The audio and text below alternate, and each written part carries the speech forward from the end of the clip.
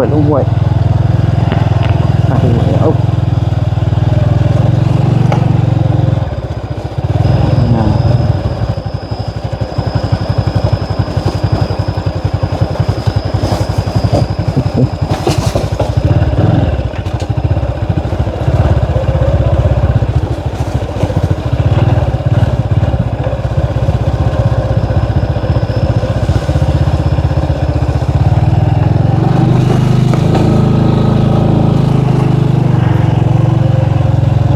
เอาเพื่อนขนาดเรื่อง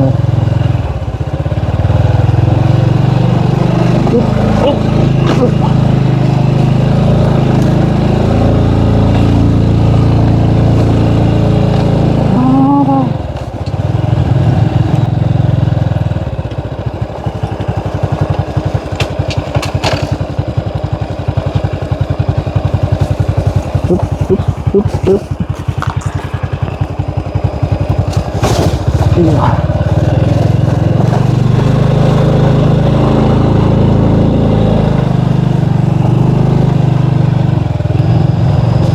ที่เพิ่นเอาเครื่องเอาของมาขายกะถามปัวตัวนี้แหละพี่น้องเลยเนาะนี่แหละปัวตัวนี้แหละพี่น้องเลยปอตัวพี่น้องเลย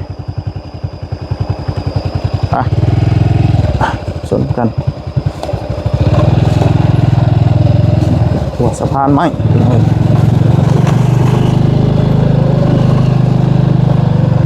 กุ้งเต๊บ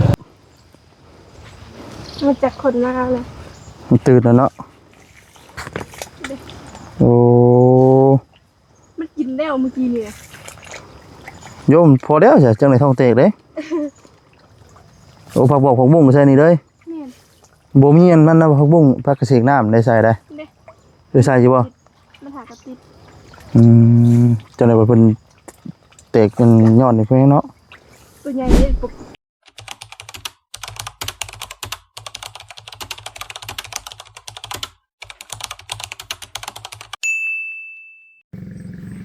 พี่น้องเลยเนาะกับทักทายสบายดีเด้อเนาะสบายดีพ่อแม่พี่น้อง FC กันเบ้อสู่หูสู่คนพี่น้องเลยเนาะตัดภาพมาวันนี้ก็ใส่กุ๊บใส่หมวกพี่น้องเลยเนาะพอดีว่าทั้งวันที่สี่ไปดำนาซอยทั้งมีตู้พี่น้องเนาะหรือว่าทั้งเมย์ของเมย์บอสดีพี่น้องเลยเนาะและเดี๋ยวสิเดินทางเนาะไปพี่น้องเลยทั้งวันที่สิถ่ายภาพบรรยากาศเนาะตอนที่ว่าทั้งวันที่เดินทางไปเด้อพี่น้องเด้อเนาะสิเป็นนี่ได้พี่น้องเลยเนาะนี่กะน้ำเป๊ปซงเป๊ปซี่มาพี่น้องเลยเนาะไปฝากไปต้อนเนาะดูไปกินน้ำกันก็ว่าแม่นพี่น้องเลยแล้วก็น้ำก้อนพี่น้องเลยแล้วก็มีมะคุมมะข้อแล้วก็มีมะคุมมะเขือพี่น้องเลยเนาะพี่น้องนี่ก็จะเป็นถนนหนทางพี่น้องเลยเนาะเดี๋ยวสิถ่ายภาพบรรยากาศเนาะให้พี่ให้น้องพี่น้องเลยเนาะรับชมน้ำกันพี่น้องเลยว่าสดีสิไตกันนะพี่น้องเลยเนาะสีรอดเดี๋ยวสีล่วงพี่น้องเลยเนาะรับชมกันเดี๋ยวพี่น้องเด้อเนาะไปพี่น้องเลยไปพี่น้องเลยเนาะไปกันเลยพี่น้องเลย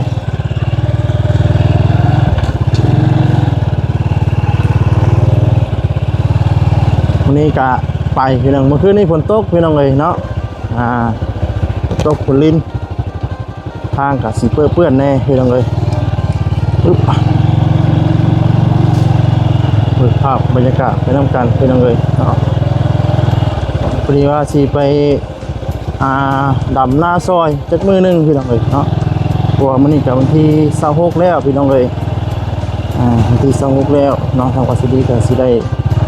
ไปซอยพี่น้องเนาะทางตู้ก่อนพี่น้องเลยเพราะว่าก่อนสิได้ไปไทยก็ต้องไปซอยเวียดงานขึ้นซะก่อนเพราะว่าทางเรายังบ่ทันแล้วพี่น้องเลยเนาะยังหลายอยู่พี่น้องเลยเนาะให้ใหญ่อยู่กันพี่น้องฝนตกก็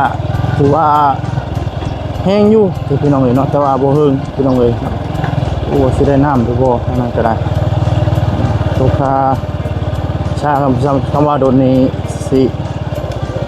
โอเคอยู่เลยพี่น้องเลยเนาะนี่มันโบโดนพี่น้องเลยแค่เดียวแห้งแต่ว่าโบโดนตัวตาหวาดเสียวแค่พี่น้องเลย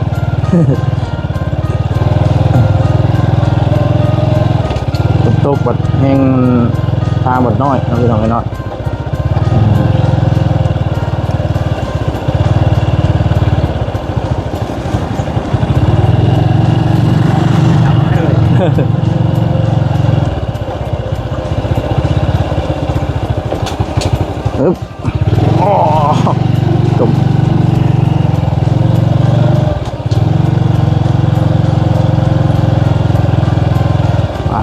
เนาะ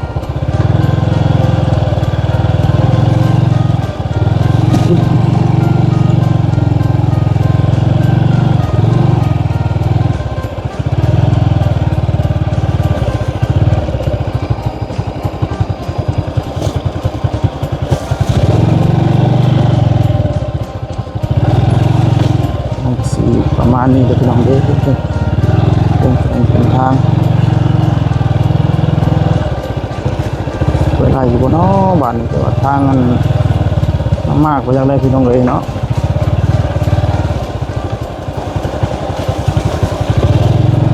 เป็นทางมันกลับมาที่เก่า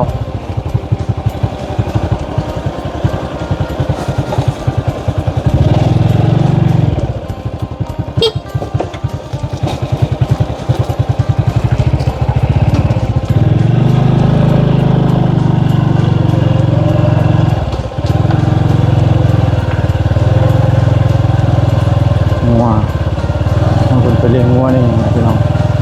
สมัยตะกี้ทั้งบัตรดีการุ่นประมาณ11-12 ปีพี่น้องเนาะแต่เคยเลี้ยงงัวคือกันพี่น้องเลยไปอยู่ป่าอยู่ดอนโอ้ยม่วนพี่น้องเลยเลี้ยงงัว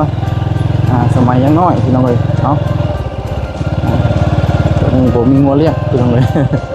พอใหญ่มาผมมีงัวเลี้ยง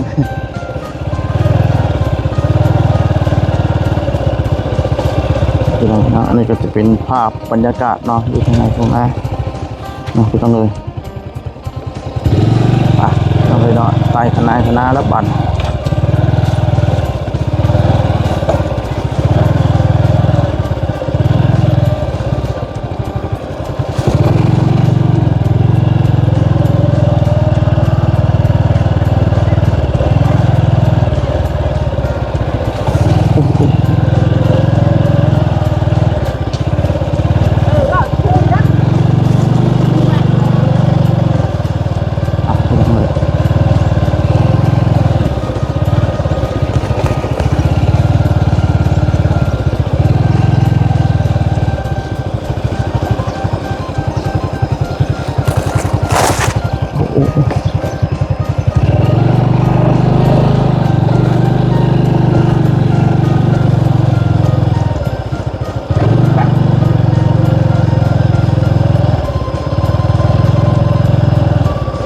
ไปห่อน้ำก้อนเปื่อยวัดพี่น้องเลย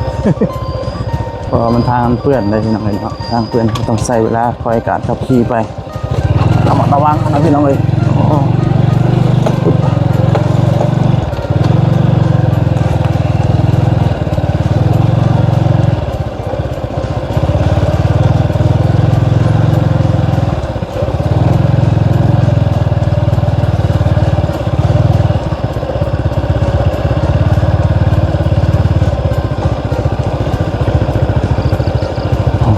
อันนี้เพิ่นกระดำแล้วคุณ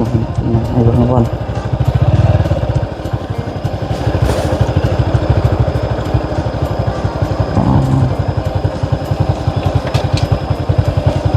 ก็พี่น้องเลยขี่ลงห้วยลงห้องแบบนี้อึ๊บ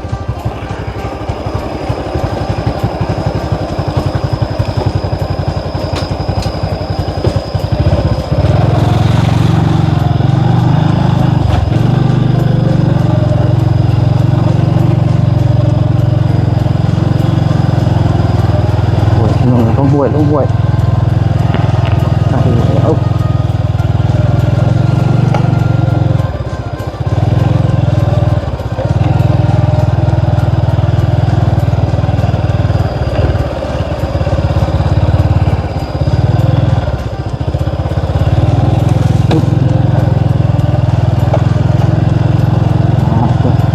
ผ่านมาหวยหนึ่งพี่น้องเลยน้องอีก2 หวยพอดีต้องเป็น4 ห้วยพี่น้องเนาะว่าน้ำบ่มากพี่น้อง4 ห้วยจะหอดเพื่อนอันหอดหน้าในตู้พี่น้องเลย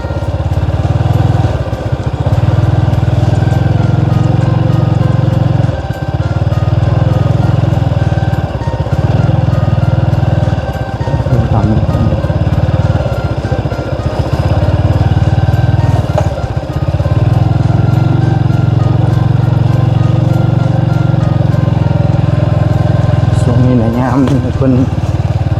ทำให้ หน้าพี่น้องให้เนาะต่างสุดว่าหน้าสู่ดินพี่น้องเลยพี่น้องเลยเนาะชีวิตสาวนาพี่น้องเลยเนาะก็บ่เฮ็ดก็บ่มีกินพี่น้องคือว่าแหละเนาะมีนาเฮ็ดไทยก็บ่มีนาเฮ็ดพี่น้องเลย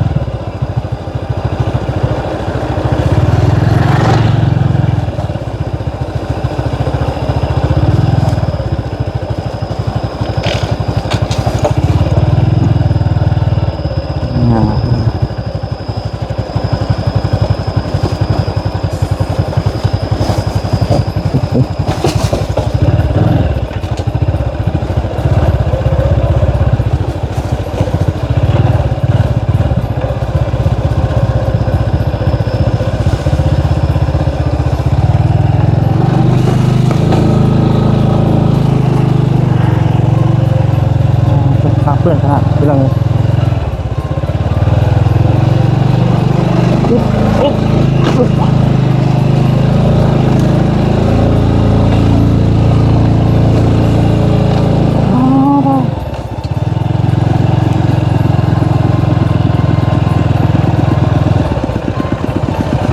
มันจะสิเบิดพี่น้องเลย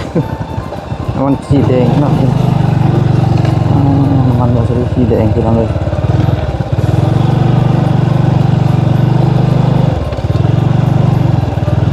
ขาดยุบไปได้2ห้วยเรื่องเลยเนาะอีก2ห้วยทางหน้ามีตู้วาชรีนี่ก็ใกล้กันพี่น้องเรากับทางหน้าลุงบันเนาะลุงบันก็คือทางพ่อเฒ่าของทางบ่อเซนแต่พี่น้องเลยเนาะทางเอื้อยคำเนาะแต่ว่าทางลุงเราแล้วเนาะ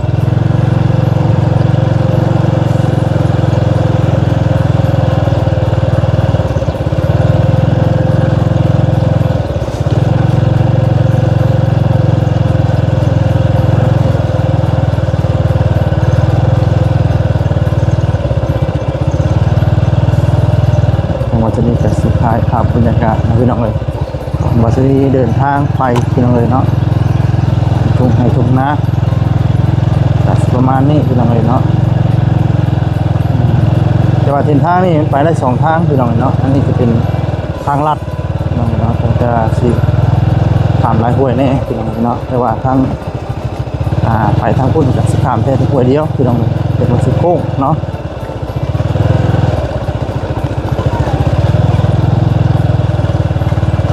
จะสิบรนเนี่ยคือเราเลยเพราะว่าไปทางลัดทางมาสดีกับขับบอได้ไว้แล้วพี่น้องเนาะประมาณเพราะว่า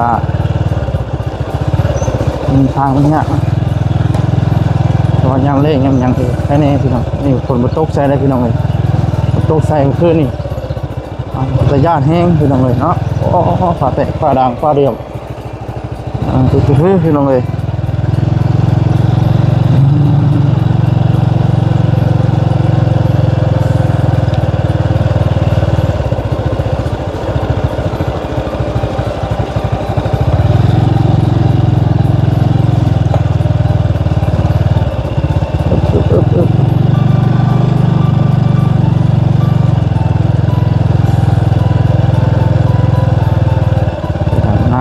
ส่วนสาวคน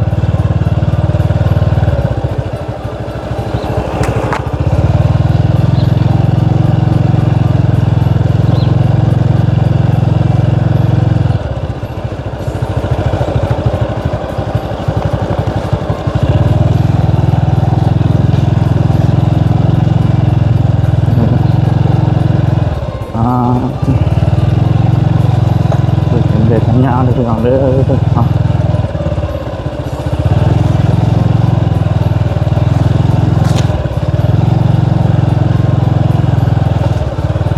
คลิปนี้กับสีเงาเนี่ยพี่น้องเลยเนาะ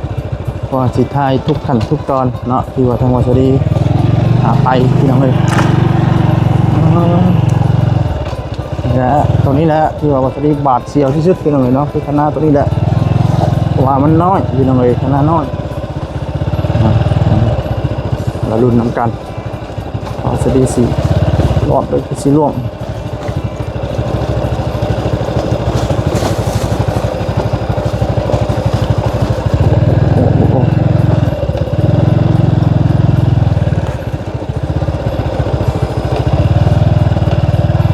เริ่มลำน้ำแน่พี่น้องสุดลายชี้ได้ทาน้ำพี่น้องเนาะผู้ใดใกล้หน้าใกล้ห้วยใกล้ยังในกะสิตุน้ำห้วยไส้นะพี่น้องเนาะถ้าว่าน้ำห้วยมีพี่น้องเลยถ้าว่ามีน้ำห้วยกะแต่น้ำน้องสะอะไรพี่น้องน้ำหนองสะไส้พี่น้องถ้าว่าผู้ใดบ่มีก็ท่าพี่น้องเนาะท่าคนอย่างเดียวเลยพี่น้องเนาะ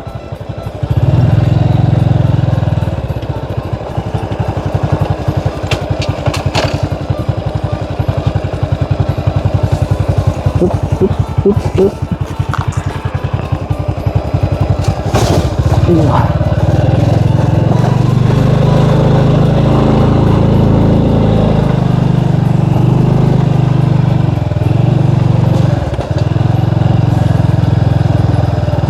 ตัวคิดไปแล้ว3พี่น้องนอนเรืออีก1ตัว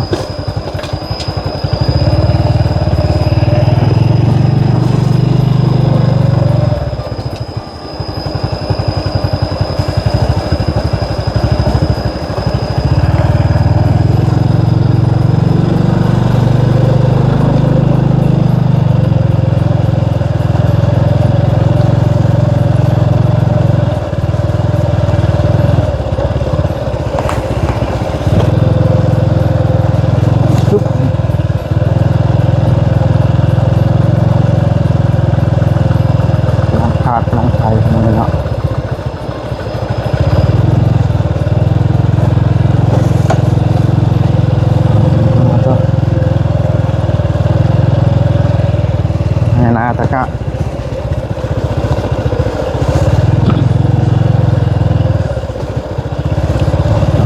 ชนกันเอาหัวสุดท้ายพี่น้องเว้ยเอาแต่ว่าหัวนี่อย่าต้องว่าซีไตครัวเนาะอย่าไตครัวไปนี่ที่ว่าทางว่าบ่จิตเพิ่นทางหน้านี่ก็ฮ้อนหน้าบ่จิตเลยพี่น้องเนาะถามหัวตัวนี้ไปฮ้อนหน้าบ่จิตถ้าผู้ที่เพิ่นเอาเครื่องเอาของมาขายก็ถามครัวตัวนี้ได้พี่น้องเลยเนาะนี่แหละครัวตัวนี้แหละพี่น้องเลย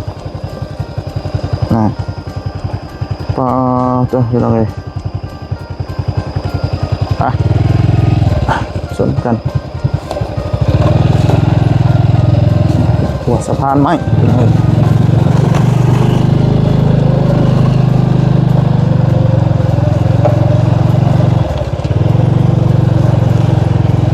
เป็นแน่หรือเปล่าเนาะ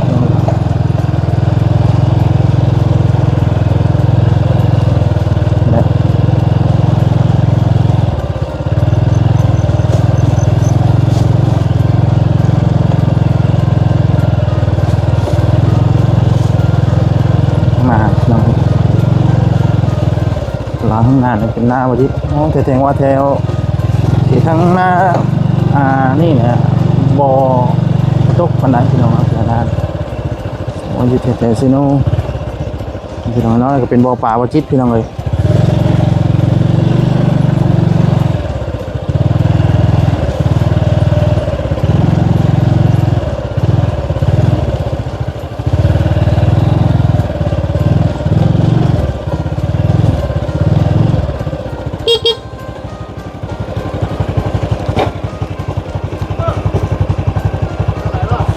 บ่ได้ไป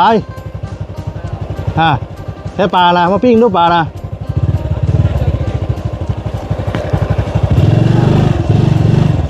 เปิดปลาบ่จิกันเป็นยังไงเนาะ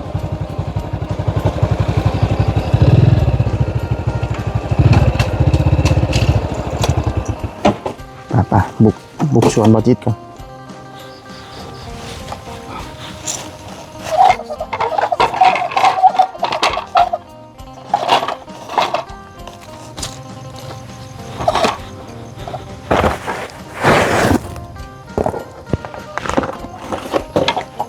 ไปยังไง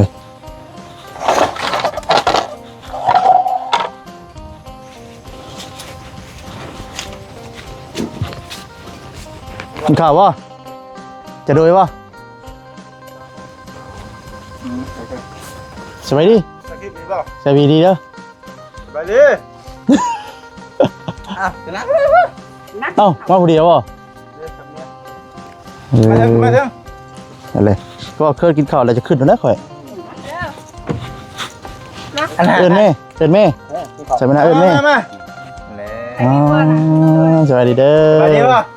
ไปดิเขา เขาแม่น่ะ มือบ่ได้เจ้าหักไปซี่ติ จังเฮ็ดเห็น จังเฮ็ดบ่ โอเคน้องโอเค ไปทางไหนมื้อนี้ ว่าสิไปหาอันนั้นเด็กน้อยหาคนนั่นแหละ ไปไหนมากินกันหากันลงมือนี่ได้ เอากินแล้วก็มานี่เด้อ กินจ้ะ กินแล้วก็มานี่เจออะไร เราสาเตรียมกล้องเตรียมมาสั่งนี่เนาะเต็มที่นะในกล้องเพิ่นนี่เนาะ จังได๋ พักแม่ดิ แปลกเนี่ยมายัง บ่ไปน้ำหมูป่ะ บ่ได้ไปมื้อนี้ บ่ไปป่ะมื้อนี้ มาดำนาช่วยมีตู้ได้ เรายังมีน้ำอยู่เนาะ มาโลกา เป็นทิพย์แล้วป่ะแล้วบ่นะ หนามมา น้ำนาเราน่ะเป็นทิพย์ เป็นคือเมื่อนั้นจะก็จัดนี่เนาะ ทำเป็นครับ ทางนี้บ่ได้อาบบ่เป็นมื้อนี้ หนาม มือน่ะ 3 มื้อล่ะ3 มื้อนี่ล่ะ โจ3มื้อเลยอ๋อมื้อนี้อ่ะเป็นจังได๋ มื้อนี้ไม่เห็นบ่จึงตั้งคืนนี้เม็ดจำบ่ แฮงบ่ บ้านแฮงบ่ล่ะ เอาเจ้านอนนาบ่คืนนี่ บ่อยู่บ่อนเจ้าไหน คือกันนะโตแฮงอยู่แต่บ่หึง นี่ไง แต่บ่หึง นี่นะสิ เที่ แห้ ยง ง เล นะ ยอ่ะ บ่ได้มีคนเลย บ่นะบ่ได้หึงปานใด เที่ยงคืนมันจังเยอะ 2 3 เม็ดจอดปลักแป๊ก ขอย่านแต่ฟ้าดังนะต่ำ เก่ ขึ้ ง น มันกระดังเงินจนแบบเสียเบิดแท้น่ะ ดินตัวเสนือนก็พาให้ดีเนาะเฮาว่าเนาะ ก็ให้บ่มีผลนะ อืม แต่ช่วงคน ยังได้ยังให้นาน่ะนี่บ่นี่บ่ แต่พี่กูรอดหน้าคำเคยมู เนาะ ตรงไหนเติบแล้วกับบ่ร้ายขนาดนี้นะ แม่นอยู่บ่มีน้ำ ยังภายใน จุดนี่บ้านมาจากทางนี้น่ะ ยังจะลงไปนะ ใช้ดำน้อยเดียวนี่เยอะ ดำแล้วเดียวบ่ ดำสิยกสิให้ปะนั่นแหละดำเนาะ เออ ลำที่ให้มันควรที่ให้ได้เหรอลำลายกว่า ได้อันดับนี่น่ะอันดับนี่ได้สิให้ กว่าได้ใช่ไหม เดือนมิเท่านี้แล้วลงไป แล้วไก่ไม่ตรง ยกสิให้ได้น่ะ อะไรกันเนี่ยสีหาย มือเฮ้ย แม่น มือเดินมือถึงมือบ้าน ที่ชาแปดมื้อ ไป นี้ เลยยังจะมืดจะฮุบได้พอมัน จะ6ได้มื้อนี้ มืดมือนี่ละ แม่นบืนเฮ้อ มือ มันจิ้มปะ มือมันมือไป พาบ่จิตเพิ่นไปดินประชาเสียกองก่อนคือได้ยินว่าเป็นผู้ชายน้อยสิมื้อน้ำบ่แต่มื้อน้ำยันว่าผู้ชายจิตประเด็นผู้ชายจำน้อย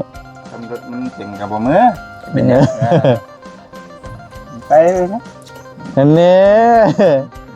ไปให้ไปยักเนาะไม่อยากให้ต้องงานเป็นไรแล้ว อย่าไปเบิ่งนะไม่เคยเห็นเด็กเตือ เออ ก็ยังไม่เคยไปเลยถ้าปักเสาปักเซน โอ้จะให้ไปจะคอยเจ้าเนี่ยบ่เห็นใจเนาะเดี๋ยว มีโอกาสไปชีเนาะ เลี้ยงดองฝาบางเข้าไปละ เดี๋ยวแต่ยังเดือใต้บ่ กองแล้ว บ่จิตนี่รอบที่2เนาะเขามาไปรอบนี้เนาะ คุ้งไปจ้ะแต่คุ้งไปจ้ะไปชงเชื่อหรือเปล่า เวียดกลับไปแล้วเนาะ ไปใช่เลยนั่งกับตำรวจพอไล่ตำรวจตอนไปแจกเครื่อง เอาหัว แบบมือตั้งอะไรเนี่ย มันเป็นการจัดตั้งเด้ ไปการจะบิดบอกไปพ่อไปแล้วฮะ เวเบิ่งปลาใหญ่ว่ะ หากระดูกน้ำใหญ่กินเนี่ย นั่นบ่ เลยแล้วไม่ค่อยเห็นมันแล้ว เปลี่ยนหน้าใหม่บ่ เป็นน้ำทุกพันอยู่บ่ ปลาลงเบิ่งปลา ไปไหมไปนะฮะ เอาหัวหัน คือเอาปลาใหญ่น่ะจะพอได้ปิ้งเลยจังเนาะ เป็นอย่างปิ้งอยู่เหรอเว้ย มาซาดี จะบกป้าไปละ นี่เลย เอาใกล้แล้วเฮาดูดอันน้ำนี่ใช่บ่น้ำก๊อกน้ำใจ จะบกไปละข้างจะบกป้าเอา เออ ขั้นใจอยู่เดี๋ยวนี้เว้ยเพื่อจะได้ชอนจะใส่ดองเนาะ ปลาพ่อสอดให้น้องดิเนาะ มีหลายชั่วโมงยังว่าเป็นการตัด เครื่องมานี่บ่เจ้าก็ขี่รถถามห้วยนี่มานี่บ่ แม่น มาทางย่างบ่น้ำบ่ได้มากเว้ย บ่ ทางบ่ได้เปื้อนบ่ ไปได้อยู่ มานี่สิมาล่มข้างหน้ากินนี่ เกลืออะไรใช่ปะ อ้าวหัวจิต เกลือไม่เรียกว่าเกลือแห้งอ่ะ เชื่อปลาเพื่อน ไปเบิ่งก่อน แล้วยังไม่ทันได้แล้วว่าดำน้ำ ฮะดำหน้าน่ะมาเดี๋ยวได้ทางข่อยน่ะเดี๋ยวแต่ทั้งมันมีตู้แล้วนี่นะยังบ่แล้ว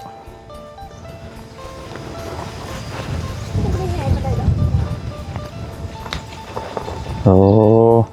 อ้ใหญ่เติบได้หนองสระแล้วนี่กวางเติบ มาจากคนมาเลย มันตื่นแล้วเนาะ อ้ มันกินแล้วเมื่อกี้นี่ โยมพอแล้วจ้ะจังได๋ท้องเตกเด้โอ้ผักบอกผักบุ้งใส่นี่เลยบ่มีอันนั้นนะผักบุ้งผักกระเสกน้ำได้ใส่ได้ได้ใส่อยู่บ่ มันหากระติก จังได๋ว่าเพิ่นเตกมันยอดนี่เพิ่นเนาะ ตัวใหญ่ได้ปุ๊บตัวใหญ่ก็ใหญ่แล้วมันบุคือมื้อเช้านี่เป็นจำนวนครับ โอ้มันหิวหานเนาะ กินเนาะ หิวหานยังเดือบ่หลายเนาะหันให้หน้ากันเนาะ นี่ ถ่าแต่พ่น จับดีรอก็มันคิดปลายนะ ถ่าพ่น มีแต่ไห้หน่อยแล้วมันบ่มีไห้ใหญ่แล้ว แม่น พอแล้ว พอแล้ว เอาอันนี้ 300กว่าตัวเนาะประมาณนั้นเนาะบ่ทันได้ตายอีกตัวแล้วบ่ ตาย3-4ตัว อืม แต่ว่าตัวตื้ม ตัวตื่มตัวแถมกับเจ้าแล้วเนาะ เพิ่นตื้มให้30ตัว อืม มันเริ่มใหญ่แล้วมันฮอด3 อาทิตย์เลย อืม 2 อาทิตย์ปลาย2-3 อาทิตย์ว่ามื้อนั้นบ่คิดว่ามันสิใหญ่เติบได้มื้อน่ะพากันเปลี่ยนน้ำนะ อืม โหมันใหญ่เลยมันกินหัวหารมันใหญ่ไว้เนาะ แม่น พอได้ปิ้งยามเจียวเขา เอาแม่นแหละถ้ามันหลายก็เฮาก็ผู้และเมื่อขายน้ำตลาดเนาะถือว่าเป็นการค้าการขายแต่ว่าปลานิ่นนี่มันนั่นเนาะ ตอนนี้ต้องเห็ดนองใหญ่ได้ปะดิ หนองใหญ่ บัดเกลือหัวหันก็ใหญ่เติบได้ในนองอะไรมือนั่นในชัมพีมือนั่นนะ ๆปลานิ่นน่ะบ่ แม่นปลานิ่นกับปลาในคำบ่ปลาเหลืองๆอ่ะ แม่นปลาในคำ เลยเนาะ แม่นตัวนี้ต้องซะแม่นเนาะแม่นบ่ แม่นกับตัวใหญ่หั่นแหละ เกิดตึกปลามื้อน่ะ เออ โอ้สามีนากะวันแห่เป็นเด้อว่าซั่น เป็นว่าเมื่อกี้นี่ก็วานได้ แม่นบ่ได้บ่ บ่ได้เพิ่นดูดน้ำได้เพิ่นตื่นบัดนี้ ไปพี่น้องเอ้ยมาเบิกป่าเลยมื้อนี้ว่าบ่ได้เลี้ยงแม่นมาผู้เดียวกี่ว่าสิเอาทั้งตาแม่มานำแต่เราบ่มีคนเบิ่งหลาน แต่งานในยาแล้ว แม่นทั้งหลานน้อยหลานใหญ่3ล้านพุ่นแม่มาหามแล้วเราเอาลูกผู้น้อยแน่บัดนี้ อยากละ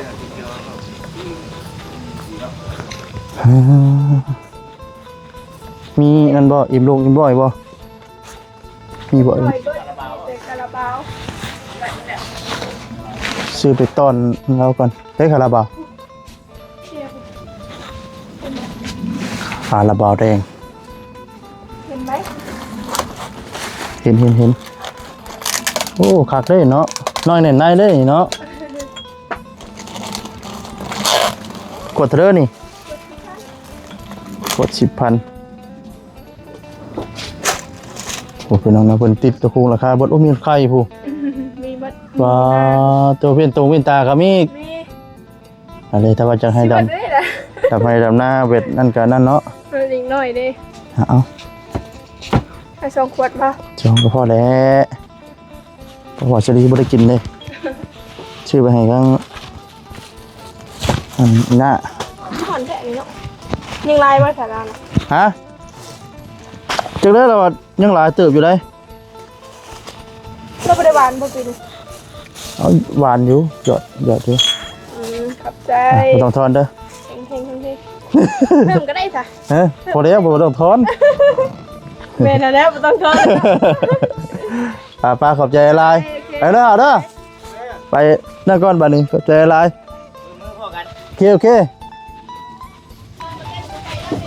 เคได้นางตั้งว่าจิตก็ได้หรอก ไปพี่น้องเอ้ยบ้านนี่เราจะได้สิไปไม่ตู้บ้านนี่พี่น้องเอ้ย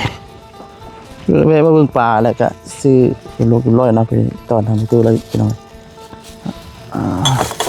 เดี๋ยวตอนอันอีน่าพี่น้อง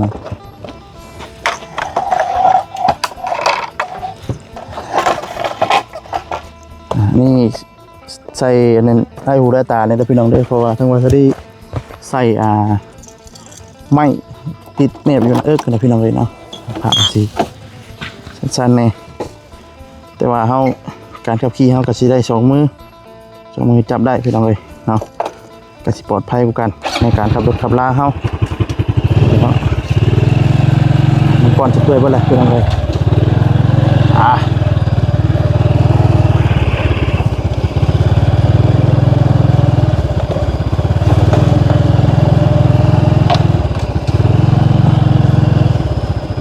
ไปต่อพี่น้องเลยยังบ่ทันได้ฮอดได้พี่น้องเลยนะ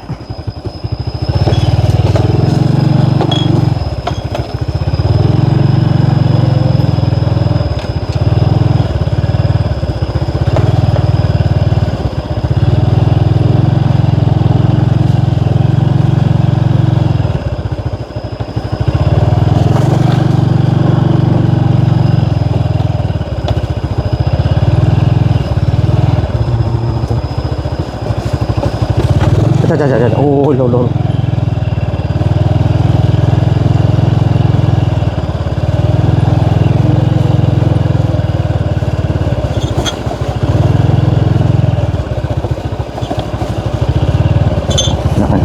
อ่อนแล้วป่ะ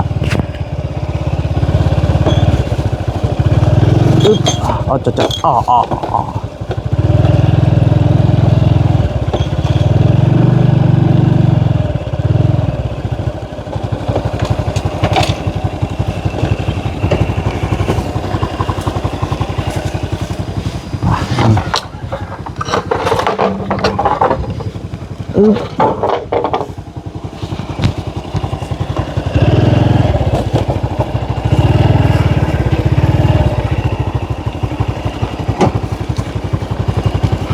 รอก่อนพี่น้องเลยเนาะเพราะว่าหยัดงัวออกพี่น้องเลยงัวเข่ากินให้กินก้ากินเข่าเพิ่นเนาะต่อฟังขอประตูน้ำอึ๊บ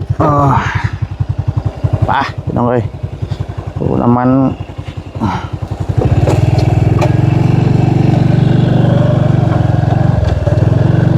มาลงหลับให้ลำหน้าเบิดประจักษ์พี่น้องเลยเนาะอยู่กับทางในตู้แล้วนะพี่น้องเลย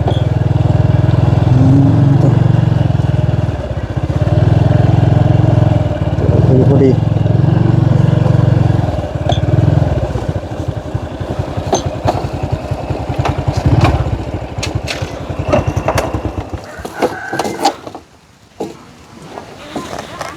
ฮะ